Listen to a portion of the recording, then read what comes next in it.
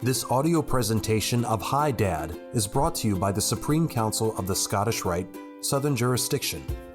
Written by Herbert Ewing Duncan. Executive producers: Scottish Rite Grand Commander James D. Cole, 33rd degree. Grand Master of DeMolay John Sellars, and DeMolay Grand Secretary Stephen E. Crane. Narrated and produced by Matt Bowers, 32nd degree. Consulting producer Dean Alban, 33rd degree. Hi Dad Book, copyright 1981. Audio recordings copyright 2023. All rights reserved. For information on how you can donate to support this audio serial, visit DeMolay.org. Chapter 8. A Shrine to Youth. DeMolay was now in the throes of growing pains. Personality clashes, differing opinions, and lack of financing pressed constantly for solutions. The 6th annual session of the Grand Council was held in Kansas City in March of 1926. The phenomenal growth of DeMolay was reflected in the ever-increasing interest in youth that continued to surge across the nation of 5,572 new DeMolay members, and the creation of 61 new chapters was reported for the previous year. Judge Alexander G. Cochran, Grand Master Counselor, in his address said, "This year, my brethren, has closed, and I hope we will not have another year when there will be so many things to make trouble and make necessary trips here and there and everywhere. Make necessary the exercise of diplomacy in dealing with the different influences and different people to keep peace as far as possible and to prevent discord and dissatisfaction. It has been quite a trying year for me. But I now come through the clouds and darkness which have surrounded us at times in the past year and can see only sunlight in the year that is to come. The issues faced stem from problems both old and new, and yet the Order of DeMolay was so young that there were few who had caught even a remote vision of the frontiers it was crossing. 6 years before, it was wrapped up in community action. Overnight, it beckoned national recognition, and then rapidly emerged as a worldwide movement. DeMolay's cradle days were spent in the age-old contest for survival.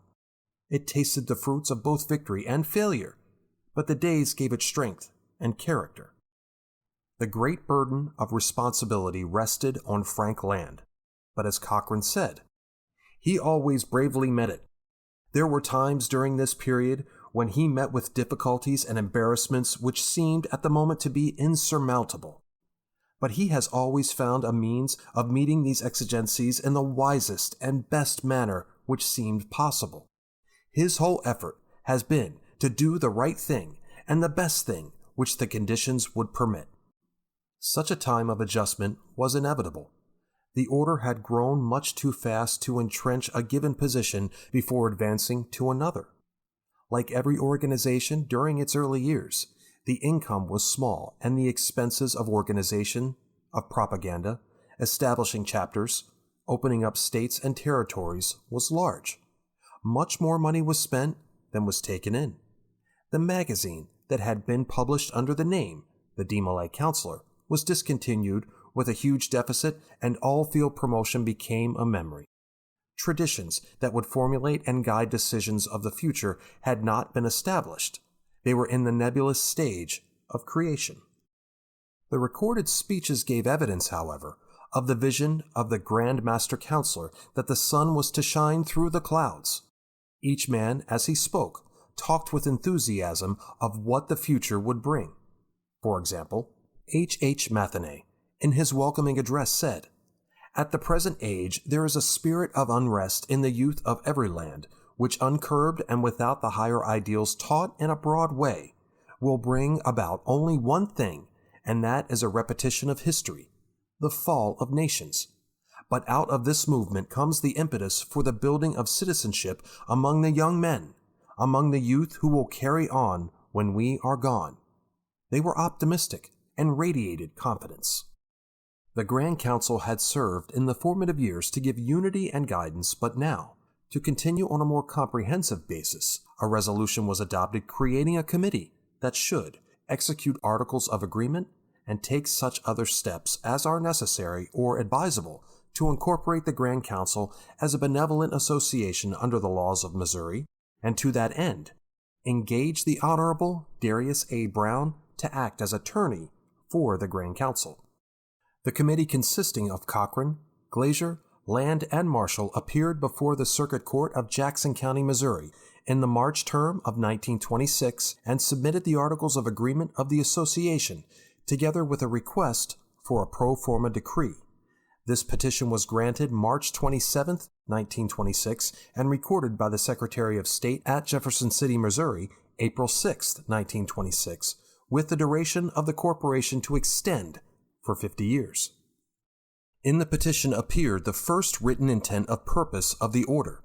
It stated, "This association is formed for the purpose of forming a perfect fraternal union, establishing order and tranquility, and providing for and promoting the general welfare and serving the best interests of the Order of DeMolay throughout the world." The further purpose of the Grand Council of the Order of DeMolay is to promote the social and moral welfare of young men between the ages of 16 and 21, to teach duty to God, neighbor, and self, to demand of each clean living, high respect for parents, deference to womanhood and love of country and free institutions, and to do any and all things necessary and proper to develop boyhood into intelligent, moral, self-sustaining, and law-abiding manhood. In order to accomplish the above results, it is the further purpose of the Grand Council of the Order of DeMolay to organize local chapters of boys between the ages of 16 and 21 in all parts of the world, using the methods which are now and have heretofore been used by the Grand Council of the Order of DeMolay, a voluntary association. This statement was to be changed in the years of World War II to permit young men of 14 years of age to become members of the order. Dad Land proposed at this session of the Grand Council that a single manufacturer be appointed as the sole and official distributor of DeMolay jewelry. Since 1923, some 30 jewelry manufacturers were licensed to provide emblems and jewelry, resulting in the use of inferior materials and a hodgepodge of unofficial jewelry. Now order and uniformity were restored to the material to be purchased by the order and used by the members. 3 awards were approved that had been presented for consideration at the 1925 meeting: the DeMolay Cross of Honor, the DeMolay Medal of Heroism, and the Legion of Honor. Rules and requirements to give a systematic guide for the Medal of Heroism were adopted, and 3 DeMolays were elected to receive this award. They were Arthur Whitehead of Old Colony Chapter, Quincy, Massachusetts; Samuel Pierce, Alameda Chapter, Alameda, California; and William Elkins, Baltimore Chapter, Baltimore, Maryland. The Cross of Honor was to recognize those members of DeMolay advisory councils who had rendered conspicuously meritorious service for the last 3 years. Approximately 165 nominees were recognized and given this award during this session of the Grand Council. The formation of a Legion of Honor had for a long time been in the mind of Frank Land. He wanted to honor the young men who had been with him in the early days and were now entering the world of business and the professions. They had grown away from him as their DeMolay days of active membership came to a close, and he missed them. One of them said, "Dad, you will never know the feeling I had when I returned to the chapter for the first time after I became 21 and stood while the fellows knelt in prayer. It made me feel like I was an old man. Now, with the future before me and the time required in my work, I seldom attend the meetings."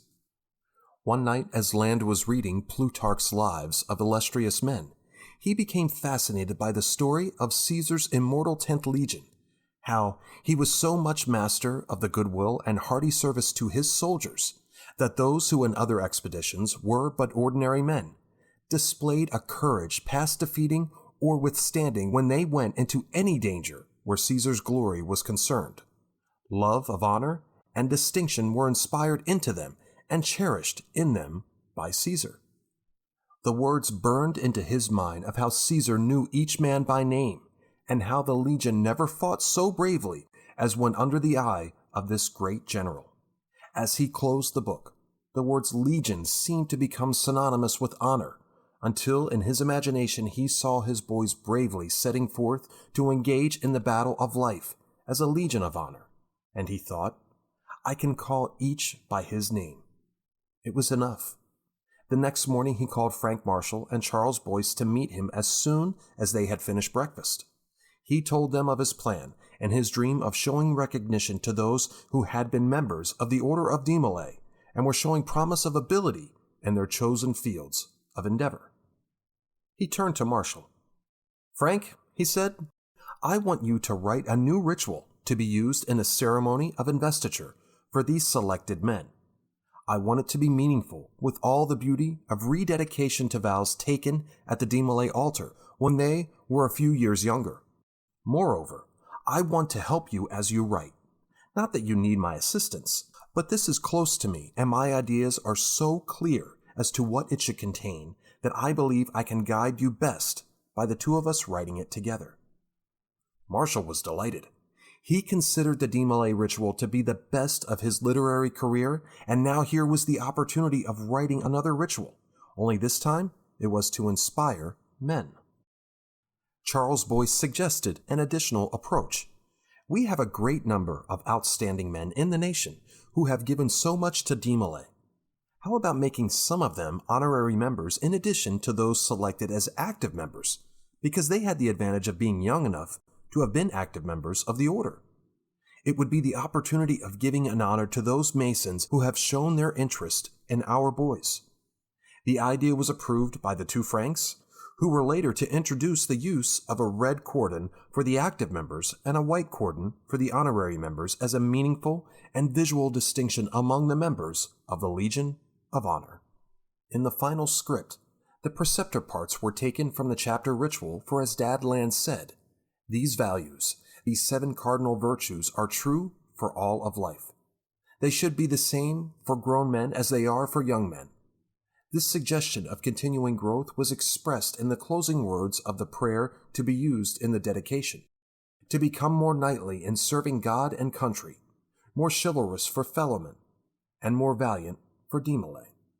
As a climax to the investiture, the two men reached into the tradition of many of the honor degrees of Masonry by the presentation of a cordon and medallion, a ring for the active members, and finally the touch of a sword on each shoulder and of the head.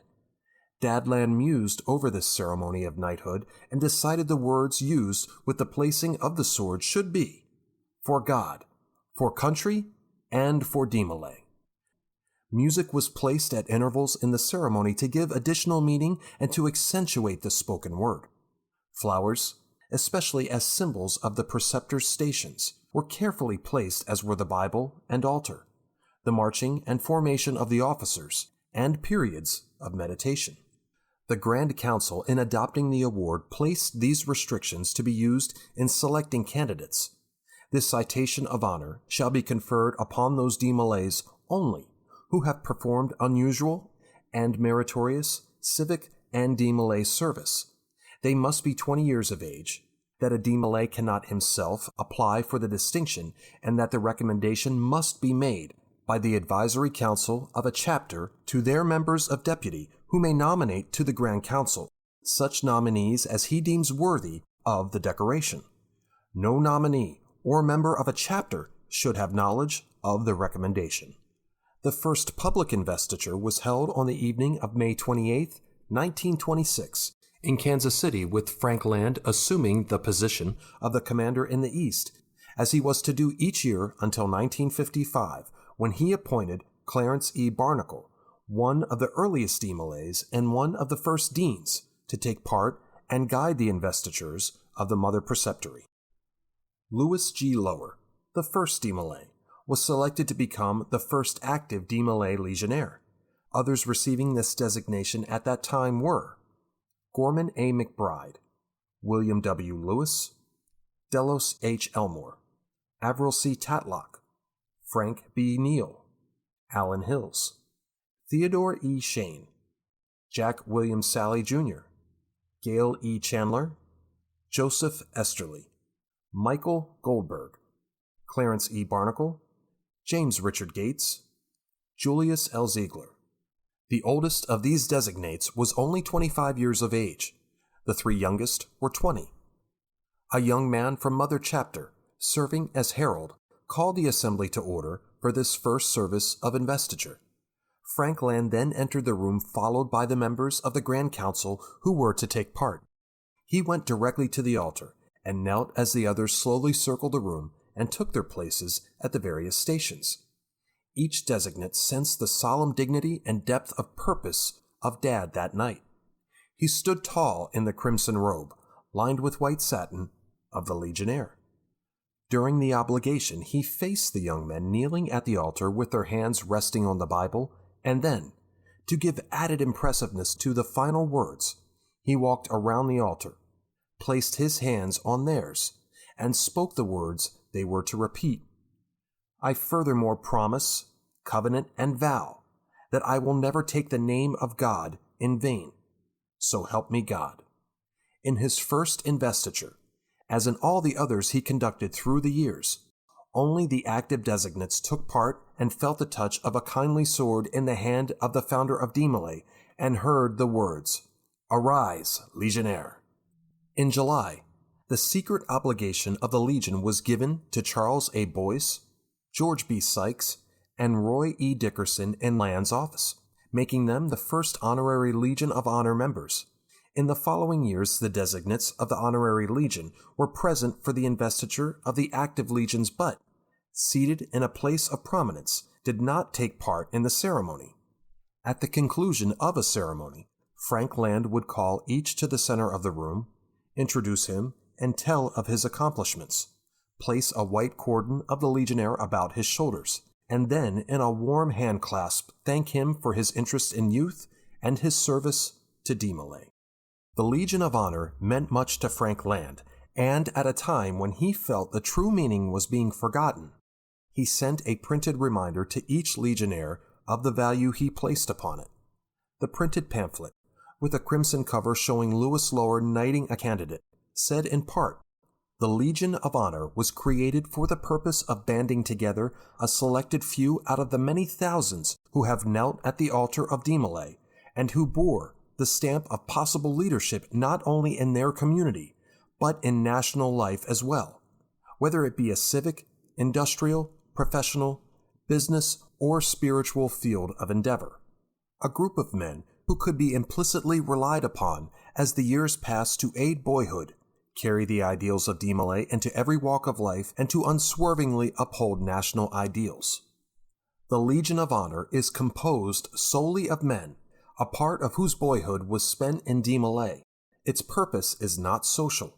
You must know, after the time spent in DeMolay, that the movement is intensely patriotic, intensely spiritual, and requires a reverence of home that brooks no indecision. Its mission is to consecrate the heart and thought of its recipients to an unfaltering belief in God, a defense of the public school system, and a defense of the rights of all children. If you have ever entertained the thought that this honor came to you for ritualistic work or special activity in your chapter, I hope that you will immediately forget it. It probably would bring you to the attention of the Grand Council, but such activity would be the smallest recommendation for your elevation. You probably felt that you were entitled to it for past performances, but then again, you are wrong. The truth of the matter is that the Grand Council selected you upon the recommendation of the active member or deputy of your jurisdiction and the men who know you personally, feeling a certain degree of intuition that you were destined to develop into a man who would be honored in your community, one who is trusted, honest of purpose, and one who will assume a high place of leadership in some field of worthy endeavor. Those who nominated you frankly admit that they are taking a long chance in prophecy. How frail a thing is prophecy when human intellect strives to bridge the future.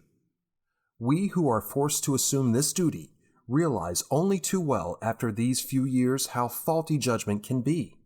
I trust that in the days and years since you were designated for this honor, that loyalty to the active member or deputy of your jurisdiction has never wavered, that today and every day that shall follow will always find you an impregnable fortress guiding the rights of the unborn thousands and millions of young men who will align themselves with this movement in the years to come. How well you have measured up to the opinion of your sponsors and to the satisfaction of the Grand Council has depended solely upon you. Your work in and for DeMolay has just begun. Make your presence felt in the alumni of your jurisdiction. Be eternally vigilant in seeing to it that every boy worthy of the name DeMolay is enrolled in this army of youth. I wish that I might refer to our loyalty one to another. If I can burn into your thought a code of tactfulness that would never permit a member of the Legion to fail in any activity, whether it be business, spiritual, or social, I would deem this discussion worthwhile. I might illustrate this point by a story told me by a friend who belongs to such a society is one of their number. He recited the following instance of a banker who found to his dismay one day that his institution must close and his personal fortune be lost. One of his fraternity brothers in a distant city heard of his plight, and within 48 hours there lay upon the desk of that banker a sufficient amount of money to save not only his bank, but his own private fortune as well. That group was not content to see their fellow member fail. I wish that this spirit of cooperation might exist between each and every member of the Legion of Honor. Let each one of us be the first to come to the defense or assistance of a fellow member of the Legion of Honor. They must not fail as citizens, as business leaders, as men. It is my fervent hope that the Legion of Honor will prove so valuable to you as to cast a halo for glory about its banner. Money or favoritism cannot buy membership in this group. It came to you unsolicited and clothed with prophecy. You can certainly see that the hundreds of men who wear the ring are going to be not only true friends, but helpful companions in your career of achievement. I expect every man who holds the Legion to be a real leader in some avenue of worthwhile endeavor, and I expect every Legionnaire to be so proud of his membership in the Legion that he would never stop to do a base or evil act. You are the builders of tomorrow. Make your life so valuable that they who follow you might well marvel at your devotion to their cause. Yours is the victory and the glory, and DeMolay will take deep pride in your accomplishments. You made a public avow that you would never take the name of God in vain. Have you kept that promise? To me, this vow is most sacred, and I glory in this consecration of the Legion. Dad Land was still caught up in the lift of a driving team to reach an even greater number of boys. He knew that if progress were to continue in DeMolay, that new challenges must be accepted, idealism redefined for each age group, new programs put in gear, and most of all, the enthusiasm of those who are now senior DeMolays must be put to work. 2 new programs were now launched under his direction. The first was an effort to form a national organization of DeMolay alumni. On July 8, 1927, a bulletin was sent to each chapter, outlining the formation of an alumni chapter and stating, "The purpose of the DeMolay alumni is to keep intact the friendships occasioned by former DeMolay membership, to foster, aid, and promote peace and harmony." Each DeMolay chapter was requested to start an alumni chapter. Lewis G. Lower was appointed as temporary national president, and Avril G. Tatlock was appointed as temporary national secretary. Any man who formerly held active membership in the order or who held a Grand Council majority certificate was eligible to petition for membership in a local chapter of alumni. The first such chapter formed was the mother chapter DeMolay alumni at Kansas City, Missouri, to which letters of dispensation were issued on July 16, 1927. From the time the first chapter was formed until this national meeting was held, 63 chapters had been granted letters of dispensation, and a national conference was held March 17, 1928, during the time of the 8th annual session of the Grand Council. These chapters lingered for only a short time and served only as an expression of Dad Land that those who had been active members in their youth should continue to be of service to the challenging dedication of DeMolay. The second program launched during this period was the creation of the Order of Chivalry for boys from 13 through the 15th year of age. It was an effort to bring younger boys into the orbit of the influence of DeMolay by pledging them into membership in DeMolay when they reached the age of 16. In this time of the vigorous growth of the order, There were many boys almost 16 who had requested membership in DeMolay and were disappointed when they found they were too young to comply with the minimum age requirement. Dad Land did not want these boys to lose interest, and then he visualized the multitude of still younger boys who would find inspiration and challenge in an order similar to DeMolay. His plan for the Order of Chivalry was presented to the Grand Council, and on April 12, 1928, a bulletin was issued requesting all DeMolay chapters to form a Court of Chivalry. The first such court was formed by Mother Chapter in Kansas City with Elmer W. Lower, the younger brother of Lewis G. Lower, installed as the first presiding officer with the title of Grand Warden. Frank A. Marshall, the author of the DeMolay Ritual and the ceremony of investiture of the Legion of Honor, was called upon to write the ritual to be used by this new order. The ritual was modest in length and written in a style such as to bring the lessons taught within the easy understanding of the youngest boy. There was only one degree, but the ceremony carried the triumph of the good and the beautiful as expressed in the shining armor of knighthood and the legend of chivalry. There was the inspiration of challenge in the spirit of Charlemagne and Roland, of the Crusades of Richard the Lionheart, of the Round Table of Arthur, and the brilliant banner of the Knight Templars. Walter C. Ploser, who was to become the first senior DeMolay to serve as Grand Master of DeMolay, to become a jurisdictional officer for Missouri, a United States Congressman, ambassador to Paraguay, and later, ambassador to Costa Rica, and the Sovereign Grand Inspector General of the Scottish Rite in Missouri, was selected as the advisor of the Mother Court of the Order of Chivalry. He was only a few years older than the boys, and often expressed his embarrassment when the youngsters insisted upon calling him Dad. On the morning following the first presentation of the degree, he was swamped by frantic telephone calls from mothers of boys who had been initiated. They wanted to know what had taken place the night before. Their sons had suddenly become so much more courteous and respectful. One mother said, "Now, Dad Ploser, tell me exactly what happened. My son came home rather late and immediately came to my room. He placed a rose in my hand and said something about thanks for being his mother and that he was going to be a better son. And then, this I cannot explain. He took hold of my right hand and pressed his fingers against mine in some sort of a grip. As he left the room, he paused at the door, turned, and said, 'Good night, Mother.' Can you tell me what he went through to bring forth such an outburst? It never happened before." Wally tried to explain something of fraternal secrecy to her, told her the ceremony was based on ideals, and then was startled as she hung up the phone with, "Thank you so much, Dad."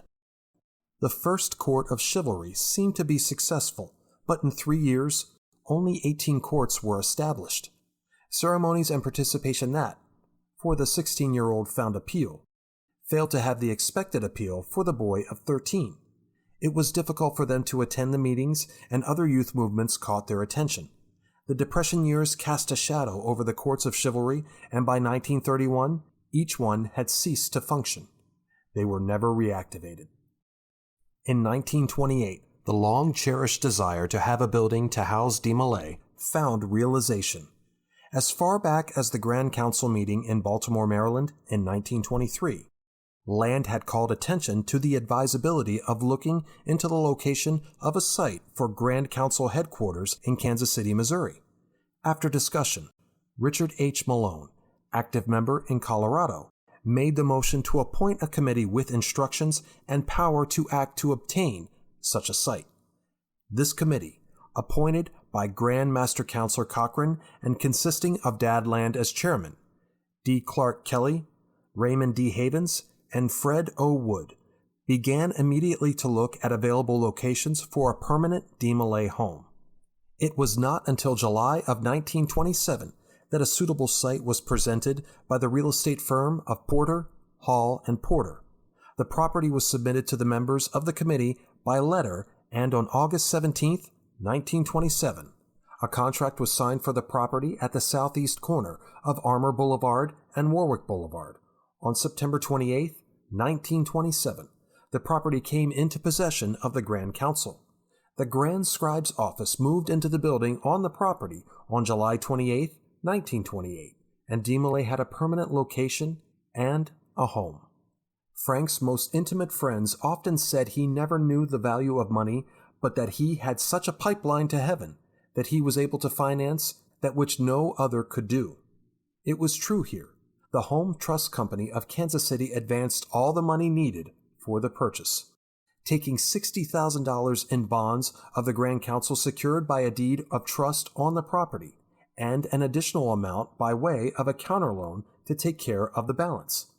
These secondary notes were then sold to a local bank, who in turn sold them to individuals in helping Frank Land and his organization for boys. It was a good purchase, for at that time, adjacent property facing Armour Boulevard was quoted at $500 per front foot, and this property had 269.25 feet on Armour and 154.25 feet on Warwick. The building on the property had been the home of a prominent physician, Dr. A.G. Griffith, and was considered a showplace among the magnificent houses along Armour Boulevard, known as the house and carriage area for the wealthy families of the city. It was a large residence without a definite architectural style other than the influence of Tudor English in some of the details. The walls were of ashlar stone with horizontal bands and trim of Indiana limestone. A large dormer of the same material was prominent on the front elevation. The roof was hipped and covered with variegated Vermont slate, with copper gutter and downspouts. The entrance porch was raised so that a person ascending a few stone steps turned to the left to find the heavy oak entrance door with leaded glass sidelights. Over the entrance was a cone-tapered outrigger flagpole with the American flag displayed during the daylight hours. To the right of the entrance was a great bay window giving light to the library within. The interior, after some remodeling, was ideal for the office space required. The entrance hall was spacious with parquet floors of walnut. The great stair with turned balusters and Honduras mahogany handrail led to the rooms of the second floor. In the basement, a kitchen and dining room was installed. Here, even with the restrictive element of a low ceiling made necessary by the metal ducts of the heating system, the employees were given a luncheon every day. To this luncheon, Land would bring his guests and entertain those who came to visit the headquarters of DeMolay. The library was the most beautiful of all the rooms and served as the office of the Grand Scribe. Walls were paneled with smooth-grain, warm-colored cherry boards. The fireplace on the south wall had a facing and a hearth of Florentine marble with a mantel shelf supported by carved mahogany brackets.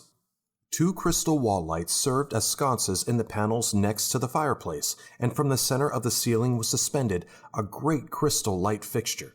Leather wing chairs were on either side of the fireplace, while the walnut executive desk was placed on the northern portion of the room with the great desk chair in the space formed by the window bay. The east and west walls were lined with signed photographs of the friendships of a life among people such as known to few men. In this gallery were presidents of the United States, prominent political, business, and Masonic leaders, and many of the men who called the DeMolay founder Dad. Among these were Walt Disney, who became a member in Kansas City, and Don Budge, who made his first tennis impression in a DeMolay tournament. There were scores of these, so many that there was not enough wall space and a rotating system was used in their display. Among the photographs was a series of painted copies from the Abbey murals in the Boston Public Library, depicting the story of Sir Galahad in the search of the Holy Grail. Their presence suggested the idealism and sense of drama that served as an inspiration to the man and his boys of DeMolay. There was no sign of identification given to the building, as such signs were prohibited by the zoning laws in this residential area. But a visitor found at the top of the entrance stairs, just before he turned to enter the building, a bronze plaque that simply, but with a depth of purpose, read, "A shrine to youth, dedicated to the glory of God and the young manhood of the world."